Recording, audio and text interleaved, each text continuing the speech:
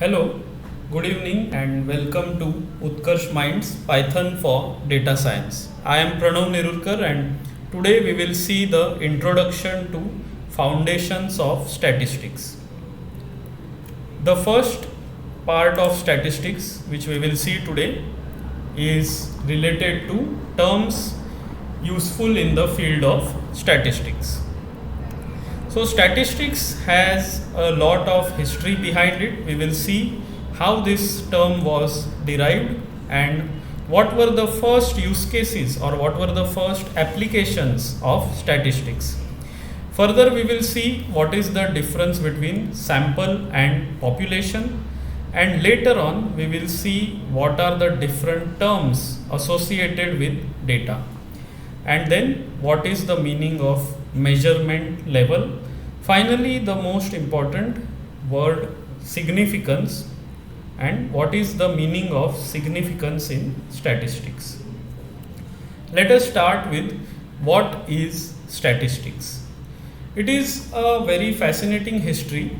Usually, the most common history that we find is that it was associated with the word states. Statistics means the data that was collected by the heads of states, that means the rulers of countries. These people were interested in knowing answers to questions like how many and how much.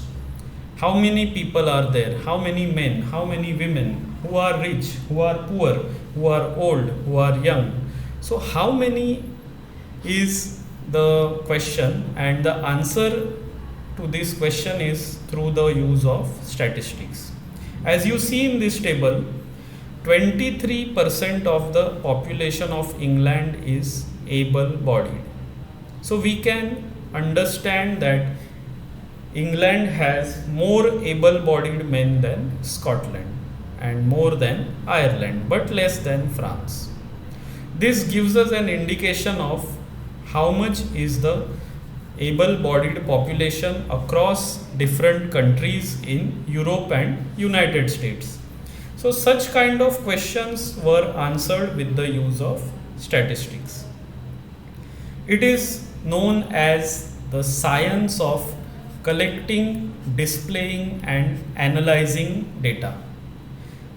Collecting is in one part, but the most important part is to display and to analyze.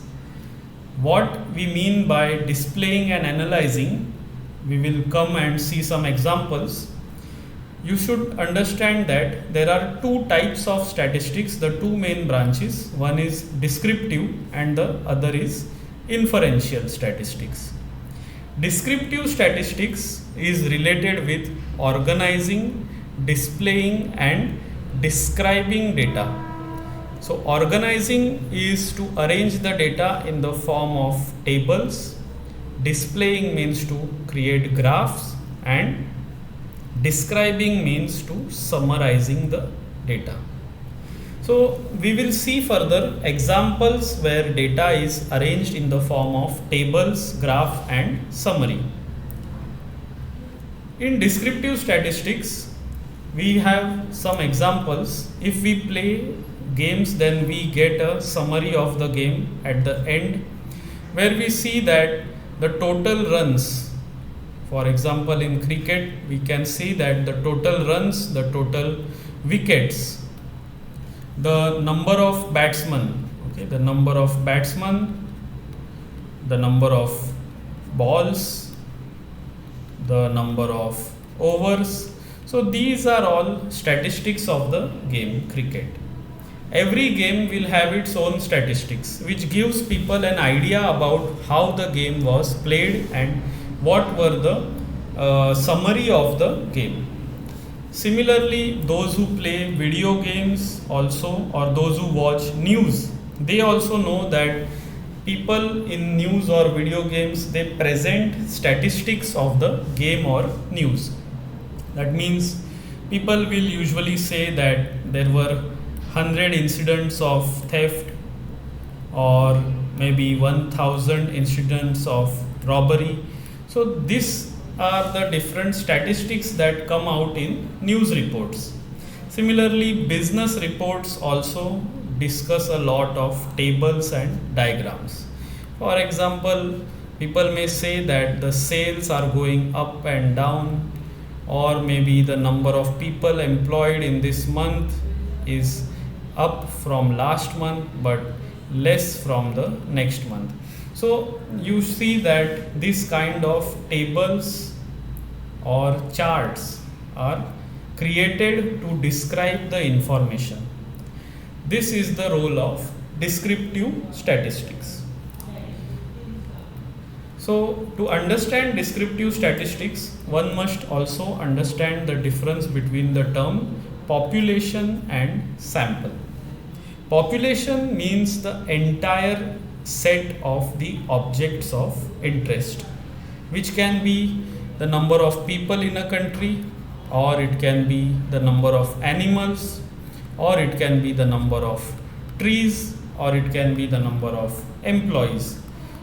If we consider all the employees, all the trees, all the animals and all the people, then we are dealing with the population. We usually say that the population of India is 1400 million, or we say that it is 140 crore. So when we are studying the entire population, we have to study this entire 1400 million people. But when we are saying that I am taking a sample of the population, so from this population, I am selecting maybe 50,000 people. So that is the sample.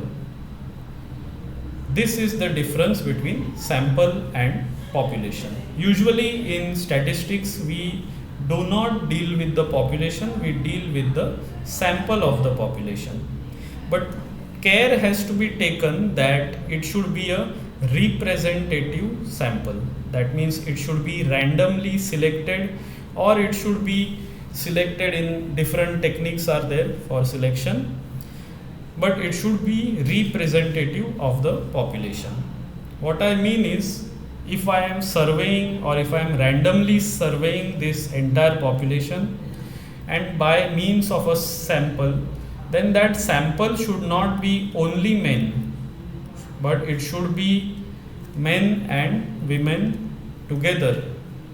Because if the population has men and women in 50-50 ratio, then the sample should also have men and women in the ratio 50-50. So that means it should be representative of the population. Secondly, it should have certain characteristics, which means that if I am only dealing with population, or if I am only interested with non-binary people, then from the population I will only select non-binary people in the sample. Next comes the term inference. This term is very important because this is what statisticians have to do. It is about making a conclusion about the population. That means we can say that in India there are more men and less women, but we cannot count the entire population because we do not have the time or money. So we take a random sample of 50,000 people, and in that sample we can say that yes, men are greater than women. So this is just one example. Usually in inference we can study the sample and from that sample make a conclusion about the population. This will save us a lot of time and money, and this is where statistics is useful.